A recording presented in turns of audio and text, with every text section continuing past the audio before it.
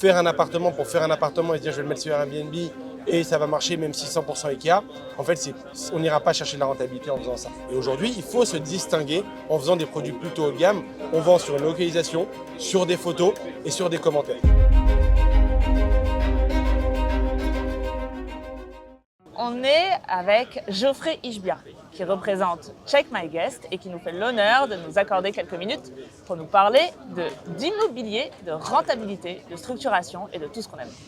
Salut Jeff. Salut Anaïs, merci de me recevoir. Bon, non, avec grand plaisir. Merci à toi d'avoir accepté. Comment vas-tu? Super, super. Ça y est, il commence à faire beau à Cannes. Donc, on a eu une journée catastrophique hier, donc là on voit un peu de beau temps sympa. On a eu la pluie, on a provoqué le soleil. Et le soleil est au rendez-vous. Merci beaucoup. Alors d'abord, est-ce que tu peux nous présenter Check My Guest? Oui, bien sûr. Donc Check My Guest, on est une société spécialisée dans la location saisonnière, donc la location courte et moyenne durée, à Paris et en France. Notre activité principale se trouve à Paris, où il y a 80% de notre activité, mais on est aussi présent dans le sud de la France. On a un bureau à Cannes, à Saint-Tropez, en Normandie, à Megève. Et donc nous, on accompagne des investisseurs immobiliers dans des investissements dédiés à la location moyenne et à la location courte durée. Ok. Donc on fait de la para-hôtellerie. Check My Guest, on a créé la société en 2016. C'est 2024. On a généré 150 millions d'euros de loyer pour nos propriétaires. Donc c'est une activité, la location saisonnière, notamment à Paris, qui est extrêmement rentable. Et on a eu la chance d'être accompagné par des investisseurs qui ont commencé avec un premier actif il y a peut-être 7 ou 8 ans, qui ont développé leur parc immobilier, notamment à travers vous, Audit & Coverage, c'est vrai. C'est vrai. Vous avez été un super partenaire pour Check My Guest vis-à-vis de nos clients. Merci beaucoup, merci Geoffrey. Est-ce que tu pourrais nous dire, par exemple, ton plus gros client, investisseur, combien de lots il a dans son parc, à la louche comme ça? Alors on a deux types de clients. On a des clients qui vont acheter des appartements en lot diffus. On a des clients qui vont aussi acheter des immeubles. D'accord? Et en fait, si tu veux, un immeuble, ça va assez vite. C'est en moyenne entre 11 et 30 clés. Et je crois que notre plus gros client, il doit avoir 120 clés. Donc 120 appartements. Soit c'est des chambres, des studios dans des hôtels qui ont été transformés, on a rajouté des cuisines, etc. pour adapter l'offre à la demande Airbnb, appart-hôtel. Mais après, si on regarde, il faudrait regarder peut-être en termes de surface, mais je pense que notre plus gros client, il doit avoir, dirons, entre 3 et 4 000 m² sous gestion. 3 à 4 000 m². Très bien. Et vous accompagnez combien de clients, vous, aujourd'hui? Nous, aujourd'hui, dans notre base, on doit avoir à peu près 800 clients. 800 clients, ok. Ouais. On gère 3500 appartements, dont 3000 à Paris, avec un split entre 2500 qui sont en location court terme et 500 qui sont en location moyen terme. Et le reste, sud de la France, Normandie, comme je t'ai expliqué, qui représente à peu près 500 actifs. Ok, magnifique. Et quand tu dis location moyen terme, c'est du bail mobilité par exemple? C'est plutôt du bail civil, plutôt que du bail mobilité. Ouais, il y a une habitude du consommateur ou des investisseurs de parler de bail mobilité, mais en réalité, c'est plutôt du bail civil. Donc, le bail mobilité a un peu démocratisé la location moyenne durée. Mais en réalité, c'est des baux qui sont minimum d'un mois, maximum de 10 mois sur le bail mobilité. Mais sur le bail civil, tu as plus de liberté, mais tu restes dans des baux d'habitation. Et donc, tu dois faire un mois minimum. C'est ça. Voilà. Mais tu as plus de liberté.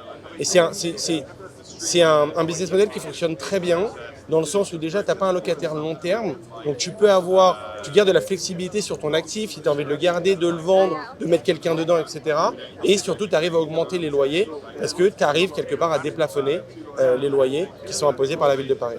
Et alors, par exemple, si on est un peu concret, qu'est-ce qu'on a comme optimisation de loyer? Si j'ai par exemple un 2 pièces qui normalement doit être loué, je ne sais pas, dans le premier arrondissement de Paris, je dis n'importe quoi, normalement doit être loué 2 000 € par mois. D'accord. Est-ce que avec votre intervention, évidemment, on arrive à booster ce rendement, à combien de pourcentage supplémentaire on arrive à avoir un meilleur rendement? Nous, on arrive à faire de 1,5 à 2 fois le plafonnement des loyers en être propriétaire.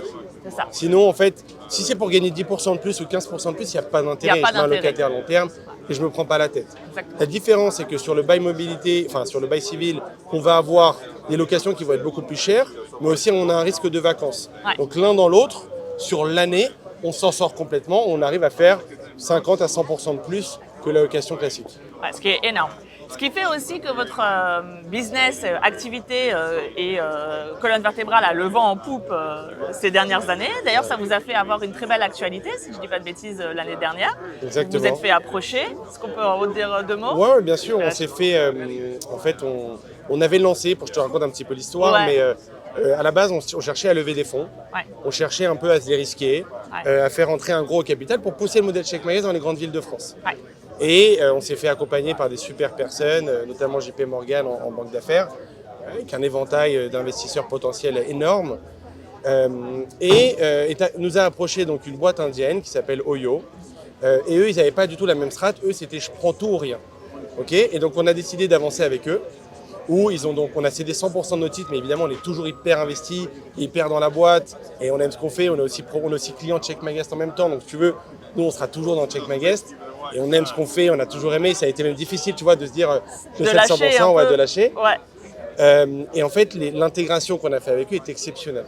Parce qu'en fait, c'est des gens, quand nous, je t'ai dit, on gère aujourd'hui 3500 appartements, eux, ils gèrent 85 000 appartements, maisons, okay, parce qu'ils ont fait des acquisitions en Europe du Nord, notamment Data Center et Belvilla, qui étaient des très grosses boîtes qui géraient des appartements et des maisons dans le nord de l'Europe.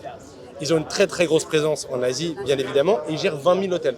Donc en fait, ils savent à la fois gérer des hôtels parfaitement et à la fois gérer des appartements et des maisons.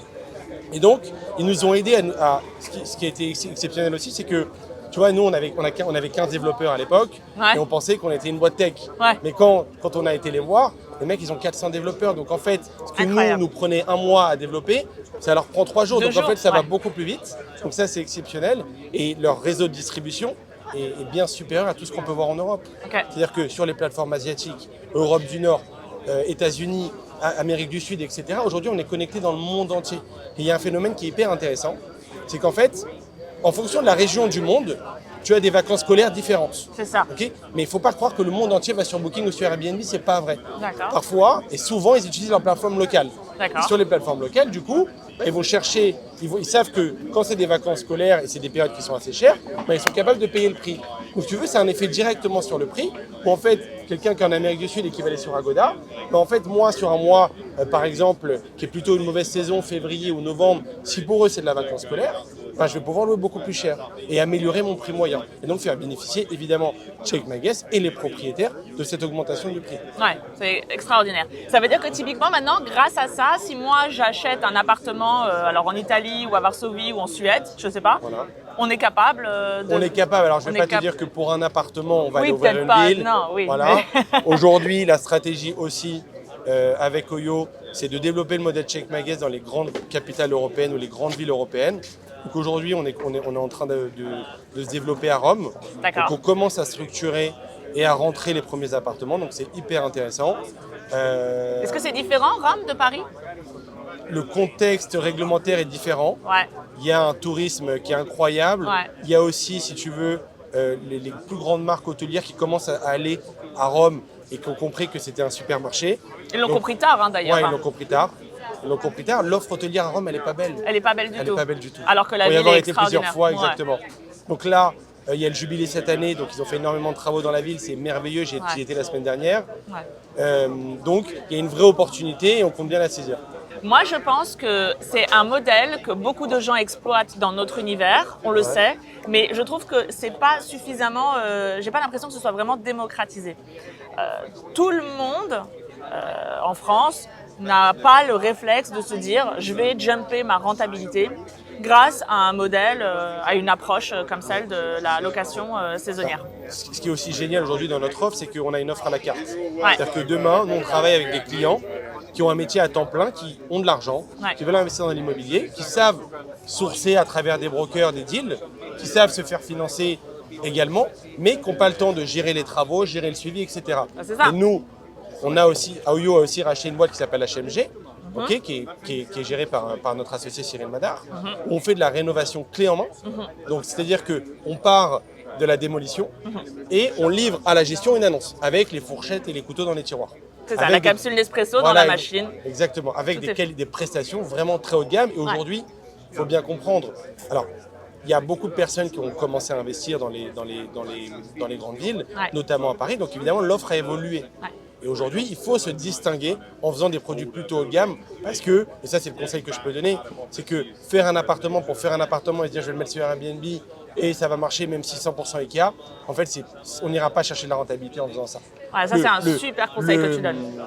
Ce que tu vas investir en plus au début de ton investissement et que tu compares au gain que ça va te rapporter sur la durée, il n'y a pas d'équivalence. En fait, c'est trop important. Il faut faire des super travaux, faire des belles choses. On vend sur une localisation, sur des photos et sur des commentaires. Exactement. Et puis, tu as quand même un peu l'effet coup de cœur que tu achètes quand ton appartement est très bien fini et que tu n'as aucun problème à surpayer ton loyer si tu as un vrai... Oui, mais là, je te parle surtout en court terme. Oui, en court terme. Mais même en moyen terme, en réalité. Est-ce que vous avez remarqué une différence de comportement de la part des banques aujourd'hui ?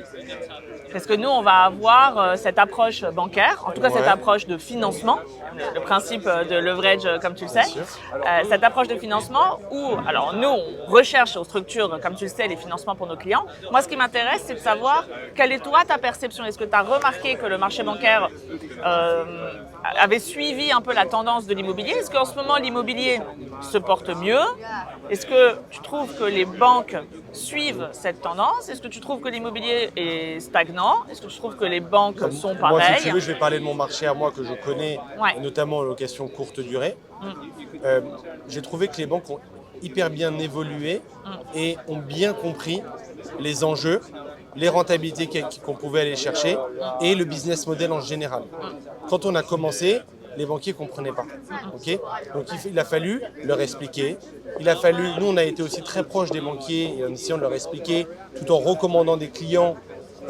Et je pense que vous avez fait aussi un énorme travail d'explication aux banquiers sur le business model, sur ce qu'il fallait faire pour avoir un investissement qui soit pérenne. Et je pense qu'au fur et à mesure, les banquiers, alors pas tous les banquiers, d'accord, mais certains banquiers qui ont compris, ont facilité le développement de cette activité. Ça c'est vrai.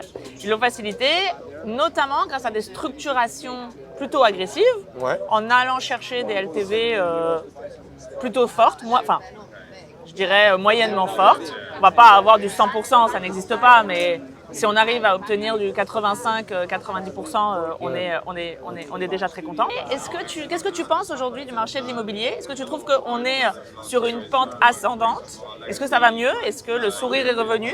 Ou est-ce que ça stagne ou pas du tout ? Je trouve que les 2 dernières années ont été un petit peu compliquées pour certains investisseurs en fonction des types d'investissements.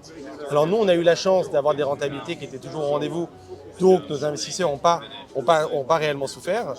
Il y a eu énormément d'appétence et d'attente des Jeux Olympiques qui n'ont pas été le succès attendu. Pourquoi ? Simplement parce que les gens qui sont venus venaient pour voir les Jeux Olympiques. On a perdu le flux normal qui venait entre juin et juillet, qui sont les meilleurs mois de l'année.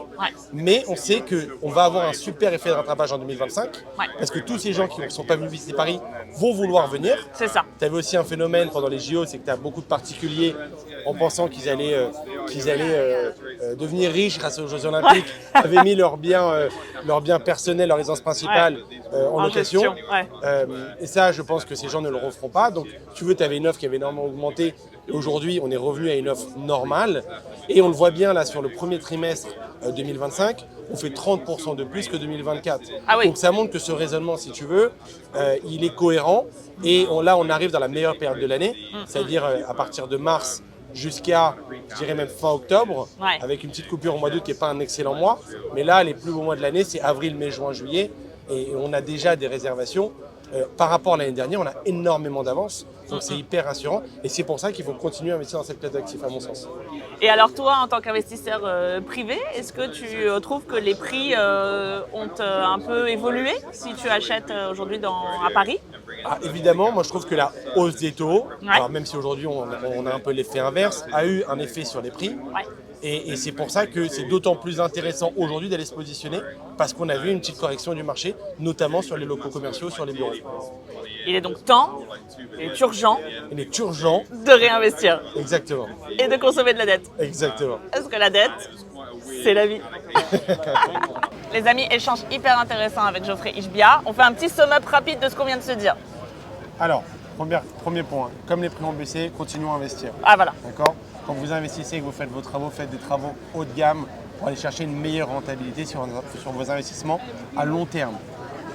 Évidemment, la dette, c'est la vie. Faites appel à Audit & Coverage pour vous faire financer. Ils ont les meilleures relations de la planète, notamment en France et en Europe. Et évidemment, pour vous faire gérer, faites appel à Check My Guest, à nos commerciaux. Je peux citer Nabil, je peux citer Esther, je peux citer Jérémy. Ils seront disponibles pour vous 24 heures sur 24. Bon, j'exagère un petit peu, mais en vrai, ils sont hyper disponibles. Et profitez du nouveau réseau de distribution qu'on a mis en place grâce à la fusion avec Oyo. Bravo. Merveilleux. Bravo. Merci Geoffrey. Merci à toi.